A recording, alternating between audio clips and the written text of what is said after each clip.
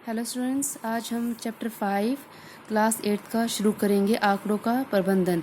आंकड़े क्या होते हैं? जैसे मैंने आपको क्लास में कहा कि भी आपकी क्लास में इंग्लिश के जितने मार्क्स आए हैं, जैसे कि 20 बच्चे हैं तो 20 बच्चों के इंग्लिश के मार्क्स का मैं आंकड़ा बनाऊंगी। ठीक है, तो आंकड़ा क्या होता है कि भी जैसे मैंने उसको एक सारणी में लिखा। सारणी क्या होती है? जैसे कम से ज़्यादा में लिखा कि भी सबसे कम किसके आए हैं और सबसे ज़्यादा किसके आए हैं, ऐसे ऐसे लिखती जाऊंगी। ठीक है, जैसे 50 नंबर का टेस्ट हुआ है तो सबसे कम 10 आए हैं, फिर 12 आए हैं, फिर 14 4 बच्चों के आए हैं, 16 8 बच्चों के आए हैं। ठीक है, फिर 50 पूरे 2 बच्चों के आए हैं। ऐसे तो उनको क्या है, जैसे मैंने आप आंकड़ा जो दिया है उसको रफ आंकड़ा कहते हैं।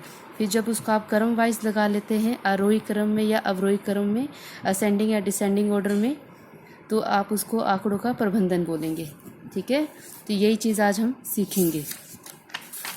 ठीक है, तो इसको बोलेंगे हम दंड आरेख। दंड आरेख क्या होता है? जो अलग अलग होते हैं। ठीक है, जैसे 2003 से 4 ये हैं, 4 से 5 इतने हैं, 5 से 6 ये हैं। तो क्या ये दंड आरेख है? ठीक है, और ये मेरे पास ये दंड आरेख हो गया जो अलग अलग होता है। ये दो चीज़ों को एक साथ शो करता है। ठीक है, जैसे कि ये है 2005 से 6 ये वाइट वाले हैं और 2006 से 7 ये ब्लैक वाले हैं। ठीक है, तो क्या है? एक विद्यार्थी द्वारा प्राप्त किए गए अंक। ठीक है, जैसे गणित में 2005 से 6 में उसने 30 लिए और 2006-7 में उसने 60 ले लिए। ठीक है, अब सामाजिक विज्ञान में 2005-6 में उसने 50 लिए और 2006-7 में ये 55 लिए। ऐसे ये डबल आंकड़ा हो गया। तो जो अलग अलग होते हैं जिनमें स्पेस आ जाता है बीच में, उसको हम दंड आरेख कहेंगे। ठीक है, अब ये इसी के उस पे है। फिर आंकड़ों का संगठन। आंकड़ों का संगठन क्या होता है? जैसे कि आपको ये दे रखे हैं कि भाई परिणामों की सूची नीचे दी गई है। प्राय हमें उपलब्ध आंकड़े असंगठित रूप में प्राप्त होते हैं, मतलब कि उनको एक क्रम में नहीं लिखा होता, जिन्हें यथाप्राप्त आंकड़े कहा जाता है। यथाप्राप्त मतलब जैसे हमें रॉ आंकड़े, रफ आंकड़े कि भाई मिले जुले आंकड़े होते हैं, फिर उनको हम क्रम में लगाते हैं। अर्थपूर्ण निष्कर्ष निकालने के लिए इन आंकड़ों में एक क्रमबद्ध रूप में संगठित करने की आवश्यकता होती है। उदाहरणार्थ, विद्यार्थियों एक समूह में उनके मनपसंद विषय के बारे में पूछा गया। अब जैसे ये कई बच्चों ने कला कहा, कईयों ने गणित, फिर विज्ञान, कईयों ने अंग्रेजी, फिर एक ने गणित। मतलब कैसे? जैसे पहले बच्चे ने कला कहा, दूसरे ने गणित, तीसरे ने विज्ञान, चौथे ने अंग्रेजी, पांचवें ने फिर गणित कहा, छठे ने कला। तो हम क्या करेंगे? कला वाले पहले लिखेंगे, फिर गणित वाले लिखेंगे, फिर विज्ञान वाले सारे एक साथ लिखेंगे। ठीक है, तो क्या है, तो इनको लिखें। जैसे कला वाले कितने बच्चे हैं? 7। तो इनको 7 को मैं ऐसे मिलान चिन्ह से शो करूँगी। तो ये मेरे पास एक सारणी बन जाएगी। भी मेरी क्लास में कला को पसंद करने वाले कितने बच्चे हैं, गणित को कितने हैं, विज्ञान को कितने हैं और अंग्रेजी को पसंद करने वाले कितने स्टूडेंट हैं। ठीक है, तो ये मेरे पास विद्यार्थियों की संख्या, ये विषय और ये इनका मिलान चिन्ह। ठीक है, तो ये मेरे पास क्या होती है? एक बारंबारता सारणी। इसको बारंबारता सारणी बोलते हैं जब हम मिलान चिन्ह में इसको शो कर देते हैं। ठीक है, उसके बाद आंकड़ों का वर्गीकरण। इसको आंकड़ों का वर्गीकरण भी करते हैं। अब ये कौन सी होती है? इसको फ्रीक्वेंसी बोलते हैं। बारंबारता बटन। बारंबारता क्या होती है? ठीक है, जैसे 0 से 10, 10 से 20, मतलब ये जो राइट साइड में लिमिट है और ये जो लेफ्ट साइड में लिमिट है, ये आपकी सेम होगी कंटिन्यू। 0 से 10, 10 से 20, 20 से 30, 30 से 40। ठीक है, ये मेरे पास जब कंटिन्यू चलती है इसको हम बारंबारता सारणी बोलते हैं। इससे हम आय चित्र बनते हैं। ठीक है, आय चित्र बनाएंगे जब हमारे पास ये बारंबारता सारणी हो। ठीक है, अब 0 से 10 में कैसे काउंट करते हैं? तो 0 से शुरू करेंगे और 9 तक लेंगे। ठीक है, फिर इसमें हम 10 से शुरू करेंगे और 19 तक लेंगे। इसमें हम 20 से शुरू करेंगे और 29 तक लेंगे। 30 से शुरू करेंगे और 39 तक लेंगे। ऐसे ऐसे लेंगे। ठीक है, डन। तो ये मेरे पास बारंबारता सारणी है। ठीक है, अब वर्ग। वर्ग क्लास कैसे निकालते हैं? वर्ग अंतराल। इसको वर्ग अंतराल बोलते हैं। 0 से 10, 10 से 20, 20 से 30। ठीक है, अब निम्न वर्ग। निम्न वर्ग कौन सी होती है? लेफ्ट साइड वाली। और उच्च वर्ग ये राइट साइड वाली। ठीक है, तो निम्न वर्ग 0 है, उच्च वर्ग 10 है। निम्न वर्ग 10 है, उच्च वर्ग 20 है। ऐसे। ठीक है, अब इनका साइज। साइज कितना हो जाएगा?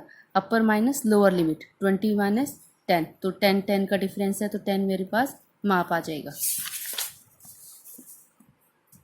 ठीक है, ये मेरे पास सारणी है। इसके बेस पे ये आपकी क्वेश्चन आ गए।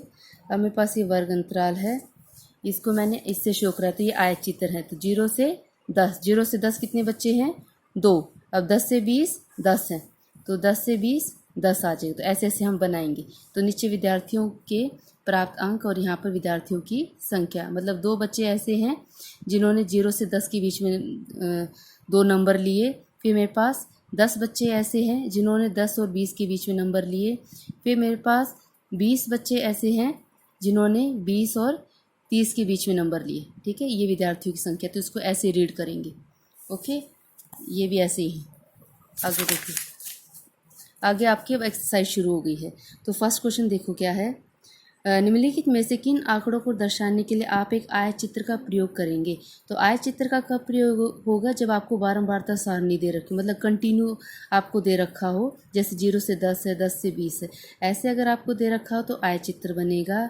और आयत चित्र क्या होता है? जो एक दूसरे से टच होके बनते हैं, वो आपके आयत चित्र हैं। तो क्वेश्चन को पढ़ो कि क्वेश्चन में कैसे चित्र बनेंगे। तो फर्स्ट देखो क्या है। एक डाकिए के थैले में विभिन्न क्षेत्रों के पत्रों की संख्या, क्षेत्र मतलब जैसे अलग अलग डिस्ट्रिक्ट के हैं, तो इसका आंसर क्या लिखेंगे? ये होगा, एक डाकिए के थैले में विभिन्न क्षेत्रों के पत्रों की संख्या होती है, इसलिए यहाँ पर वर्ग अंतराल संभव नहीं है। जैसे पंचकुला, फिर चंडीगढ़, फिर दिल्ली, फिर कुरुक्षेत्र, तो अलग अलग हो गए, एक दूसरे से अटैच नहीं है, तो क्या है, इससे मेरा आयतचित्र नहीं बनेगा, इसमें क्या है, दंड आरेख बनेगा। ठीक है, तो ये इसका आंसर है। सेकंड क्वेश्चन क्या है।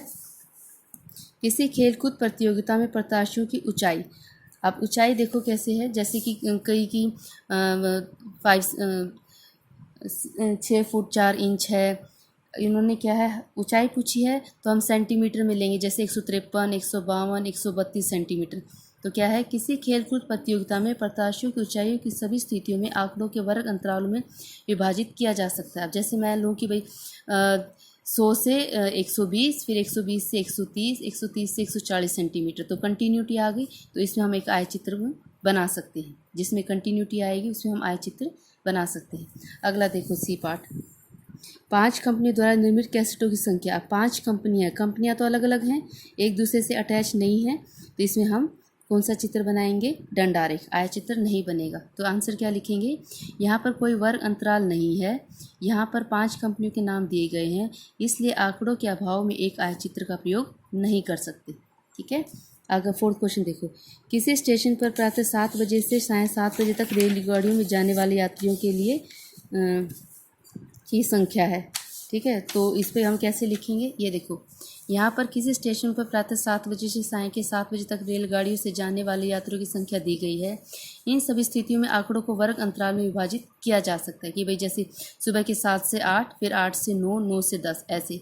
अतः हम इन आंकड़ों के लिए एक आयचित्र का प्रयोग कर सकते हैं। ठीक है, डन। अब अगला देखो, अगला क्या है? Second question. किसी विभागीय स्टोर पर खरीदारों के व्यक्तियों की संख्या ये है। तो देखो, पुरुष के लिए M, महिला के लिए W, वुमेन, लड़का बॉय है तो B, लड़की गर्ल है तो G, इसका प्रयोग करेंगे। तो ये सारे के सारे आपके आए, जैसे women, women, girls, boy, women, man, girls, तो ये सारे हैं। अब मिलान चिन्हों का प्रयोग करते हुए, तो मिलान चिन्ह का प्रयोग करना है और एक बारंबारता सारणी बनानी है। ठीक है, और उसमें एक आपको दंड आरेख भी बनाना है। दंड आरेख क्या होता है? अलग अलग वाला। तो कैसे बनेगा वो देखो। ठीक है, जैसे पहले तो मैंने ये मिलान चिन्ह बनाया।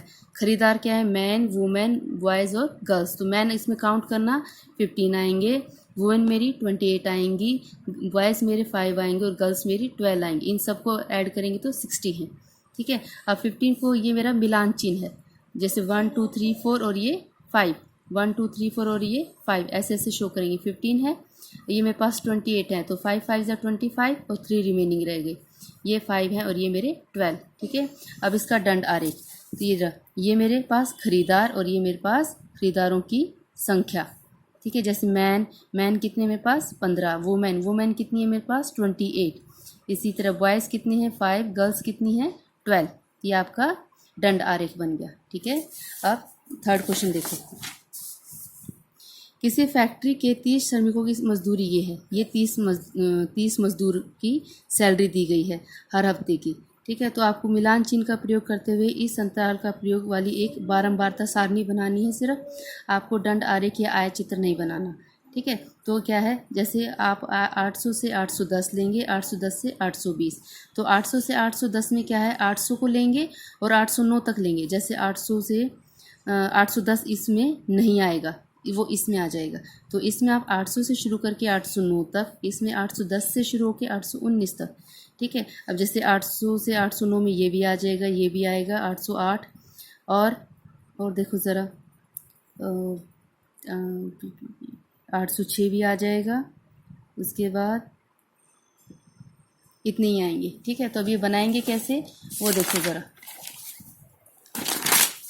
ये रहा। ठीक है। तो क्या है, 800 से 810 के बीच में 3 आ गए, जिसमें हम 810 को नहीं लेंगे। फिर 810 से 819, 820 से 829, ऐसे ये सारे के सारे आप काउंट करोगे तो टोटल आपका 30 आना चाहिए, क्योंकि 30 श्रमिक हैं तो 30 से ज़्यादा नहीं आना चाहिए। ठीक है। तो ये आपकी बारंबारता सारणी हो गई और ये आपकी मिलान चिन्ह हो गई। ठीक है। अगला क्वेश्चन देखो, फोर्थ। तो जो क्वेश्चन 3 है इसके हिसाब से ये आपको क्वेश्चन पूछे गए हैं। तो आपको इसके हिसाब से एक तो आय चित्र बनाना है। ये जो इससे आपकी बारंबारता सारणी बनी है, ये जो आपकी सारणी बनी है, इस पे पहले आप आय चित्र बनाओ। ठीक है। तो ये मेरे पास आय चित्र है। तो 800 से 0 से 800, 800 से 810, 810 से 820। ठीक है। अब ये देखो, 0 से 800 के बीच में डिफरेंस ज़्यादा है, तो इसमें आप क्या बीच में ऐसे वाला साइन बना दोगे। ठीक है। क्योंकि आगे आपका डिफरेंस सेम है, यहाँ पर ज़्यादा है, तब शुरू में ज़्यादा हो तो आप ऐसे ऐसे करके बनाएंगे। ठीक है। अब 800 से 810 कितने हैं, 3, फिर 810 से 820, 2, 820 से 830, 1, ऐसे लगातार बनाएंगे। तो नीचे लिखोगे साप्ताहिक मजदूरी, ये मजदूरी है उनकी 800, 810, 820, और ये श्रमिकों की संख्या है। ठीक है। ये आपका वो बन गया है ग्राफ। अब इसके बेस पे क्वेश्चन देखो क्या है। किसी समूह में श्रमिकों की संख्या सबसे अधिक है, किसमें ज़्यादा है, ये 830 से 840। तो आंसर क्या आ जाएगा, सिर्फ 830 से 840 के वर्ग में श्रमिकों की संख्या कितनी है मेरे पास, 9। तो आप ये भी लिख सकते हो कि 830 से 840 में श्रमिकों की संख्या 9 है, या फिर श्रमिकों की संख्या सबसे अधिक है। ठीक है। नेक्स्ट क्वेश्चन क्या है, कितने श्रमिक 850 रुपये या इससे अधिक अर्जित करते हैं। तो 850, ये 850 है, तो इससे आगे वाले सारे ऐड हो जाएंगे। यहाँ कितना है, 1, यहाँ पर आपका 3, फिर 1, फिर 1 और फिर 4। तो ऐसे ही 1 + 3 + 1 + 4, ये टोटल मेरे 10 आ गए। ठीक है। अगला क्वेश्चन क्या है, कितने श्रमिक 850 से कम लेते हैं। तो 850 से कम, ये मेरे पास 850 है। ठीक है। तो इसमें हम क्या 840 से 849 लेंगे, तो ये वाले सारे हट जाएंगे, ये लेंगे। तो ये फर्स्ट में कितना है, 3, ये रहा 3, फिर 2, फिर 1, फिर 9, फिर 5। ये टोटल आपके 20 आंसर आ जाएगा। ठीक है, डन। अगला देखो क्वेश्चन नंबर 5। क्वेश्चन नंबर 5 देखो, अब आपके मेरे को ये ग्राफ दे रखा है, इसके बेस पर आपने ये क्वेश्चनों का आंसर देना है। तो अवकाश के दिनों में एक विशेष कक्षा विद्यार्थियों द्वारा प्रतिदिन टेलीविजन में, ये आपके क्या है, घंटे हैं, प्रतिदिन देखे गए घंटे, और ये विद्यार्थियों की संख्या। मतलब जैसे 1 से 2 घंटे मेरे पास 4 बच्चे देखते हैं, 2 से 3 घंटे 8 स्टूडेंट देखते हैं, 3 से 4 22 स्टूडेंट देखते हैं, 4 से 5 32, और 5 से 6 8, और 6 से 7 6 हैं। अब क्वेश्चन क्या है वो देखो,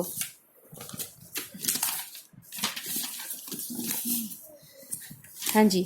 तो विद्यार्थियों की संख्या में पढ़ो ज़रा,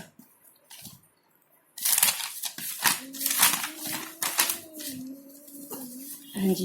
तो फर्स्ट क्वेश्चन क्या है, अधिकतम विद्यार्थियों में कितने घंटों तक टीवी देखा। तो इसका आंसर लिखोगे आप, ये अधिकतम विद्यार्थियों ने 4 से 5 घंटों तक टीवी देखा। ये रहा, अधिकतम कितने हैं, 4 से 5 कितने हैं, 32। ठीक है। अगला, 4 घंटे से कम समय में कितने विद्यार्थियों ने देखा। तो 4 घंटे से कम, तो ये मेरे पास घंटे हैं, तो ये 4 घंटे 4 से 5 है, तो ये करेंगे काउंट। ठीक है। तो ये कितना है, 22 + 8 30, और +4 34। तो 34, तो क्या है, 4 घंटों से कम समय तक 34 विद्यार्थियों ने टीवी देखा। आगे, कितने विद्यार्थियों ने टीवी देखने 5 घंटे से अधिक समय लिया। तो ये 4 से 5 है, तो ये लेंगे 8 और 6, तो 14 हो गए। तो आंसर 14। तो 14 विद्यार्थियों ने टीवी देखने में 5 घंटे से अधिक का समय व्यतीत किया। यह आपकी एक्सरसाइज कंप्लीट 5.1। ठीक है। इसको आप अपनी नोटबुक में करो और अगर आपको अच्छा लगा है और समझ आया है तो प्लीज़ मेरे चैनल को लाइक करो और सब्सक्राइब करो, और अगर कुछ पूछना हो तो प्लीज़ कमेंट्स करके पूछो। Thank you.